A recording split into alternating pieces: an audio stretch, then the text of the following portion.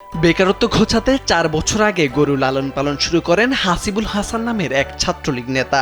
বাড়িতে ২০% জায়গায় মাত্র ৪টি গরু দিয়ে খামার শুরু করেন তিনি।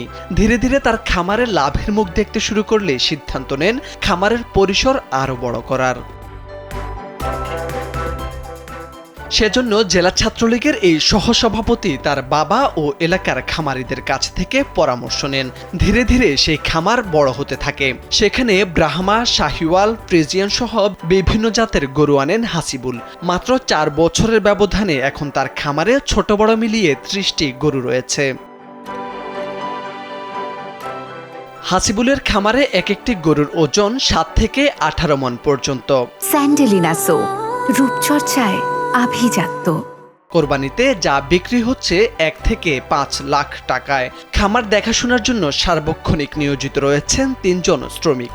আমি এখনো ২ বছরে কাজ করি। মনে করেন মাছজনটা ভালোই আমার যা লাগে সব বলি আইনারা এমনি পরিষ্কার করে রাখে, গোসল করে রাখে। চাঁদপুর পৌরসভার পুরান বাজার এলাকায় স্বপ্ন ডেইরি ফার্ম অ্যান্ড এগ্রো নামের এই খামার গড়ে তুলেছেন চাঁদপুর জেলা ছাত্রলীগের সহসভাপতি হাসিবুল হাসান মুন্না। বেকারত্ব ঘোচাতেই তিনি এই খামার গড়ে তুলেছেন। রাজনীতির পাশাপাশি খামার করে এখন সফল হাসিবুল।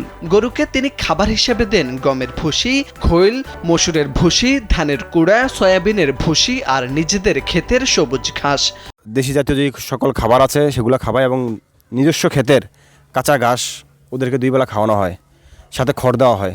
গরুগুলোর জন্য 2 জন লোকের কর্মসংস্থান হয়েছে এবং বিক্রয় উপযোগী আমার প্রায় 25 থেকে 30টি গরু আছে। শুধু মনে করেন আমরা একা এটা যত্ন করি না, আমাকে মালিক আছে, আমাকে বড় ভাই আছে, উনিরা মনে করেন আইসা এটার যত্ন করে কষ্ট করে আমরা মনে করেন এটি এরকম বানাইছি আমরা।